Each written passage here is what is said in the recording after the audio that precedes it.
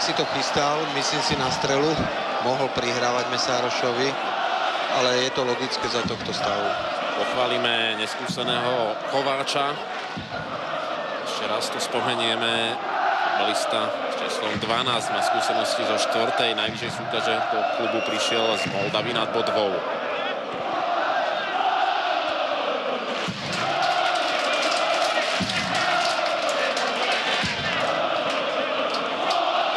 Pires. On má úplne voľného Mesároša, ktorý dostáva prihrávku. Si už zbieha do voľného priestoru. Ale pravidne sa voči pravidlám 5. offside. Podobne ako na strane hostí aj na strane domácich.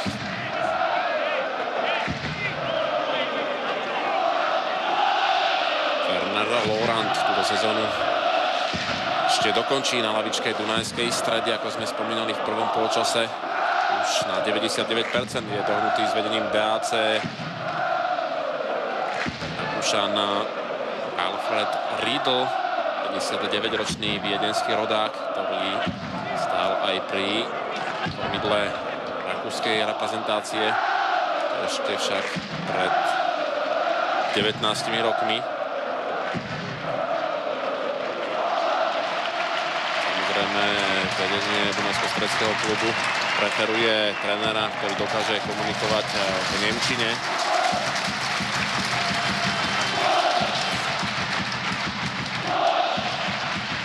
Arvin nasadil jasličky Jozefovi Valachovičovi, ale David Bičík pozorne čítal hru.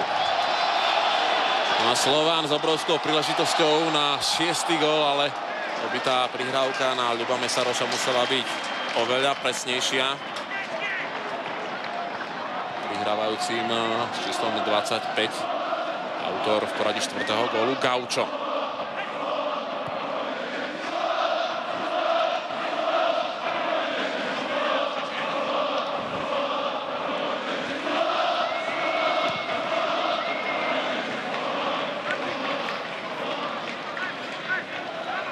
Dunajská Streda v 7 jarných vystúpeniach inkasovala 23 gólov. Naozaj výkony, ktoré futbalisti zo Žitného Ostrova predvádzajú v jarnej časti, nie sú hodné prívlastku Corgon ligové.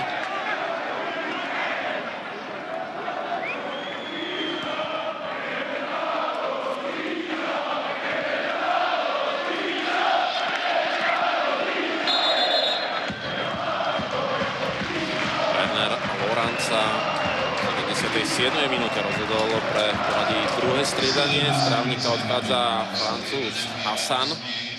No a do hry naskakuje s číslom 24 domáci odchovanec Tomáš Lenárd. Futbalista má 18 rokov.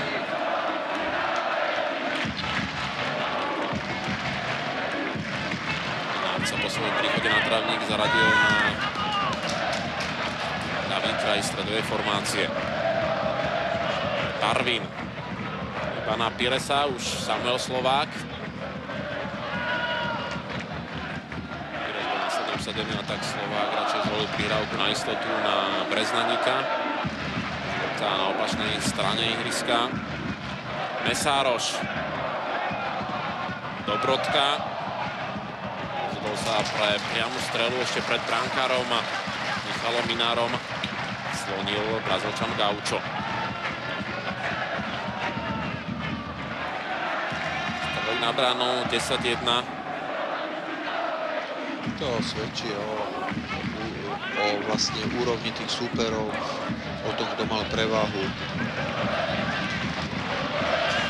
Myslím si, že v podstate Slovan týmto zápasom získom 3 bodov odskočí Žiline na 6 bodov.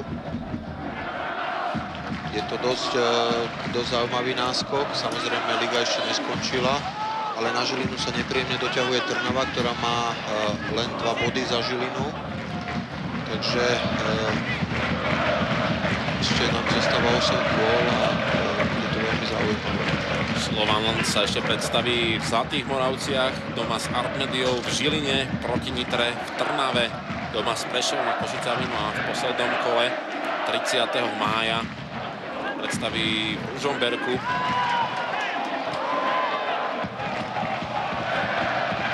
Pires.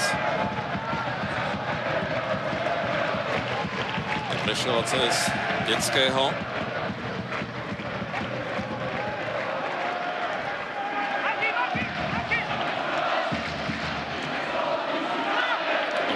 Ktorému aj Jan Kozák značil, že má prihrávať najbližšom postavenému spoluhráčovi. Už Samuel Slovák môže vniknúť do pokutového územia a zakončiť.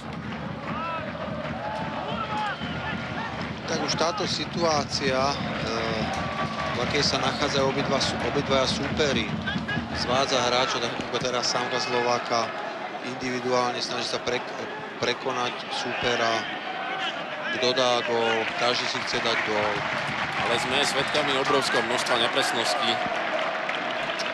Určite, ale je treba povedať, že ten zápas už stratil akýkoľvek náboj. Slovan vedie 5-0, čaká, kedy dohrá zápas, či sa zvýši skóre zápasu.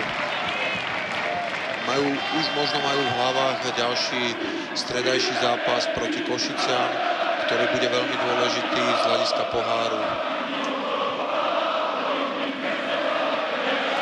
Práve proti Košiciam sa Dunajského Strečania predstavia najbližšiu sobotu v domácom prostredí. Pripomeniem, že na jar v 7 vystúpeniach Dunajského Strečania bodovali dvakrát. Najprv v prvom jarnom kole remizovali v Zlatých Moravciach 1-1. Právke 19. kola, ktorá bola na programe 8. apríla, zvíťazili 2 gólmi Lenda nad Tatranom Prešov 2-1.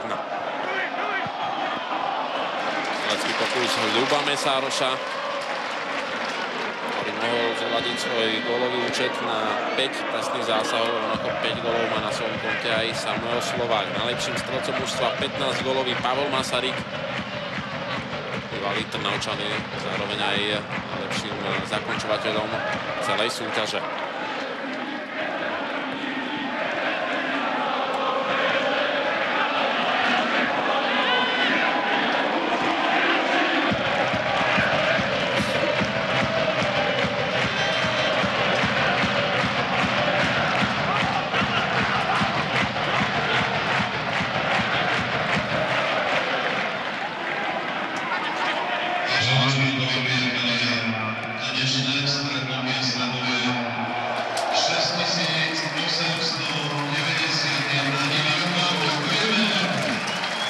No a takmer 7000 divákov sa mohol dočkať v tejto chvíli v poradí 6. gólu. Slovan by tak vyrovnal svoj víťazný rekord z tejto sezóny nad Zlatými Moravcami.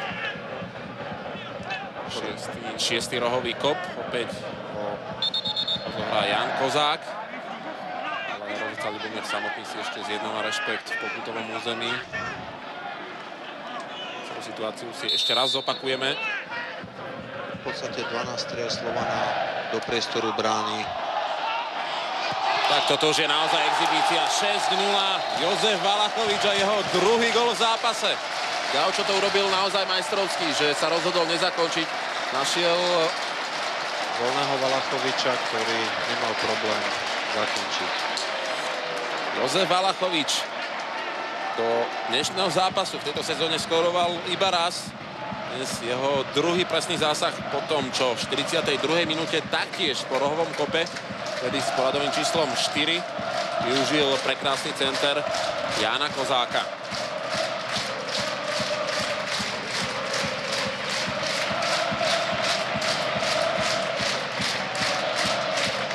Slovan nemusel vynaložiť veľa síl na to, aby zvládol tento zápas. Do 15. minúty bolo 2-0. V podstate ku koncu polčasu Valachovičom